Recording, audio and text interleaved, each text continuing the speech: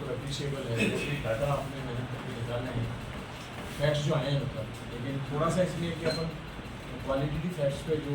Basic objective है जो पोषण वाला बार बार बात होती है, वो डाटा थोड़ा अपने एरिया में देख सकते हैं कि बच्चों का लैंग्वेज स्टैंडर्ड अति कुपोषित और कम कुपोषित और वो कितना है, वो अपन इसका और देखेंगे। उसमें देखिए जो हमने मनोराम जी ने भी सवाल उठाया कि हम ये देख लें कि जो मूलभूत 5 या 7 ICDSE सर्विसेज हैं बच्चों के लिए, चाहे वो पूरा पोषण वाली बात है, गर्भवती माताओं को पोषण मिलने वाली बात है, आप ये सबसे इम्पॉर्टेंट है कि गांव का आंगनबाड़ी केंद्र वो केंद्र है जहाँ बच्चा घर में आते ही उसकी देखरेख शुरू हो, जैसे ही बच्चा घर में आया और आंगनबाड़ी केंद्र में उसका एनसी चेकअप शुरू रहता है, रजिस्ट्रेशन शुरू रहता है, उसको सारी सेवाएं वहाँ से मिलनी चाहिए, उसका रेगुलर हेल्थ चेकअप वहाँ पर हो रहा है नहीं हो रहा है उसको देखना है। एक मूलभूत मुद्दा जो मुझे लगता है उठाने वाली बात है कि अभी NEP में जो हमने क्या किया है, NEP में हम कह रहे हैं कि आंगनबाड़ी केंद्रों को स्कूल में मर्ज किया गया है ना, स्कूल में मर्ज किया है और इसकी मॉनिटरिंग स्कूलों को दी गई है। उद्देश्य क्या है कि जब आंगनबाड़ी स्कूल से दूर होती है तो हमें ये नहीं पता लगता है कि वहाँ जो प्री प्राइमरी स्कूल बच्चों को दिया जा रहा है उसका स्टेटस क्या है, और अल्टीमेटली क्या होता है, बच्चा आंगनबाड़ी से तैयार होकर आता है स्कूल के अंदर ही।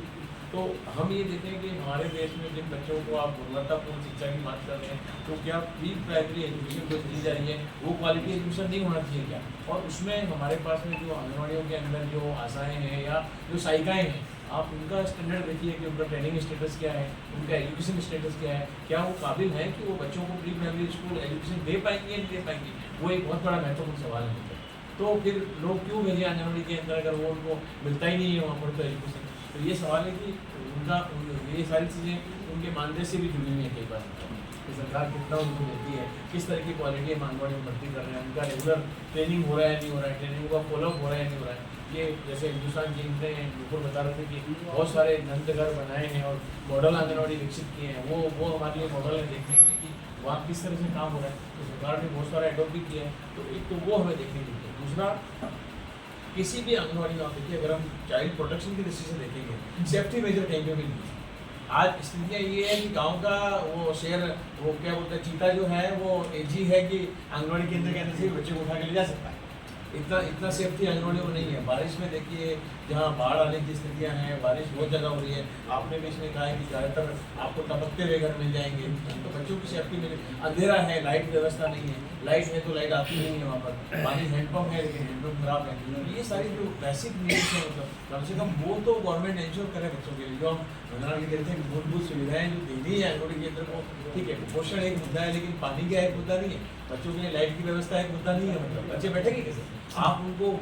वो एनवायरमेंट नहीं दे रहे हैं कि जो चाइल्ड फ्रेंडली एनवायरमेंट बच्चों को आंगनबाड़ी में मिलना चाहिए। आज आप देखिए, एक शहर के माता पिता बच्चे को चाइल्ड केयर में छोड़ने के लिए पर डे 200 रुपये देता है पिता, उसका मतलब नौकरी में जाने से मिले क्यों देता है कि उसको चाइल्ड केयर की सर्विसेज पूरी मिले। तो क्या हमारे जो ग्रामीण क्षेत्रों में जो इतने रिमोट में जो आंगनबाड़ी केंद्र चल रहे हैं वो बच्चों को अटेंड करते हैं क्या? कि माता पिता मजबूर है, मतलब उसको देख करके वहाँ छोड़ के जाए कि नहीं आंगनबाड़ी में छोड़ूंगा तो मेरा बच्चा बिल्कुल सेफ है वहाँ पर, तो सेफ्टी मेजर्स पूरे हैं या नहीं है, ये सारे चीज़ें हैं जो हमें देखने की। दूसरा, जो मिनी आंगनबाड़ी जो खुली है उनकी स्थिति क्या है? अभी पॉपुलेशन का रेशो ट्राइबल में अलग है, रेगिस्तान में अलग है, अलग अलग ज्योग्राफी में अलग अलग दिया हुआ है। तो क्या हमारे ट्राइबल में जो हम बार बार बात कर रहे हैं कि जो सुप्रीम कोर्ट का ऑर्डर है कि हर बच्चा आंगनबाड़ी से कवर हो, क्या उस क्राइटेरिया में वो कवर हो रहा है क्या? मतलब अभी भी हमें बहुत सारी आंगनबाड़ी की आवश्यकता है। आप देखिए, कोटड़ा के अंदर सरफराज जी बता रहे थे कि अभी भी 23 गाँव ऐसे हैं जहाँ पर एक भी आंगनबाड़ी केंद्र नहीं है, प्राइमरी स्कूल भी नहीं है और आंगनबाड़ी केंद्र भी नहीं है। तो ऐसे गांव भी हैं जहाँ पर आज भी आंगनबाड़ी केंद्र नहीं मिल पाए, बच्चे कवर ही नहीं हो रहे हैं। तो हम डिमांड करें कि जो सुप्रीम कोर्ट का लॉ है कि हमारे हर बच्चे को जो आपने कहा है कवर करने के लिए, बच्चे कवर हो रहे हैं नहीं हो रहे। तो मुझे लगता है ये सारे इशूज अगर हम, ये कॉमन है, हम सारे लोग जो NGOs काम कर रहे हैं उनके अंदर हमारे साथ भी जुड़े हुए हैं। तो ये हो सकता है कि आपके प्लेटफॉर्म के माध्यम से हम सब लोग एक प्लेटफॉर्म पर आकर के इन मुद्दों को थोड़ा और भी गहनता से उठा सकते हैं और सरकार पर दबाव बना सकते हैं कि इनके ऊपर ध्यान दिया जाए। मैं इसमें बोलना चाहता NEP,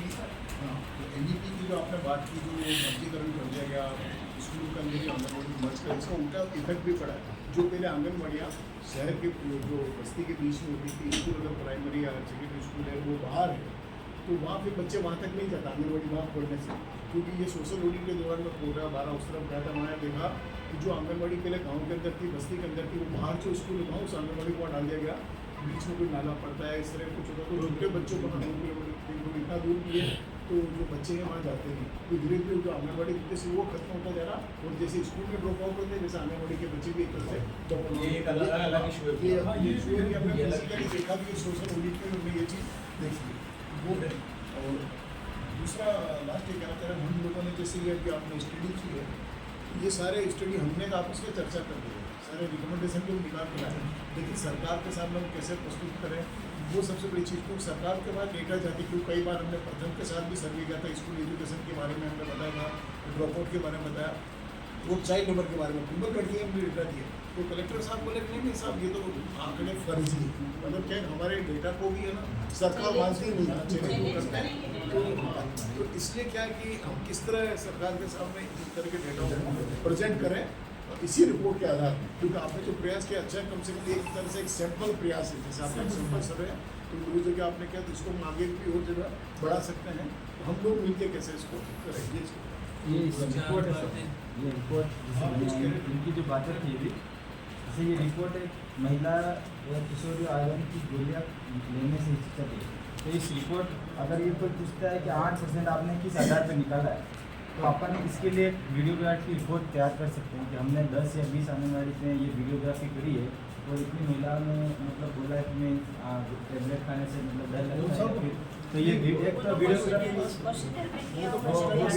रिपोर्ट या फिर जैसे किया हाँ तो वो रिपोर्ट उस आधार पर एविडेंस हमारे पास रखे हुए वो वो हर जगह आधार होना चाहिए। मैं मान रहा हूँ कि आपने जो सर्वे की है वो धरातल पे सही है या नहीं है ना, वो सारे उसके जो इतना जो आपके पास में है डॉक्यूमेंट है, साक्ष्य है, वो आपके पास है। लेकिन सर सुनिए, आज हम सब यहाँ इकट्ठे हुए हैं, जिला स्तरीय कार्यक्रम है, अब हम क्या आगे करने जा रहे हैं, क्या करना चाहिए, कौन कौन से मुद्दे ऐसे हैं जो सरकार के सामने अपन रख सकें, प्रेजेंट कर सकें, इन चीज़ों पे बात होनी चाहिए और वो मुद्दे ही आगे अपन प्रेजेंट करें। तो सर जिला स्तरीय कार्यक्रम में स्वयंसेवी संगठनों में और दूसरे संगठनों में मिल करके आज ये प्रस्ताव पारित किया कि इन मुद्दों पे सरकार सोचे। क्यों गुप्ता जी वही तो रखे